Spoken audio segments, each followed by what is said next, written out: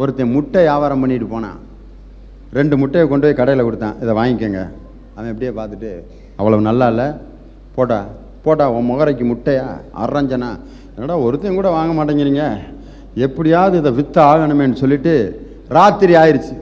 ஒரு வீட்டில் படுக்கிறதுக்கு இடம் கேட்டுட்டு முட்டையை அப்படி பக்கத்தில் வச்சுட்டு தூங்கிட்டான். கனவு பெரிய முட்டை கடை வச்சிருக்கிற மாதிரி. அந்த முட்டையெல்லாம் வியாபாரமாய் போய் அப்படி சப்பில் கொடுக்க முடியாமல் இவர் அப்படி திண்டாடிக்கிட்டு இருக்காரு.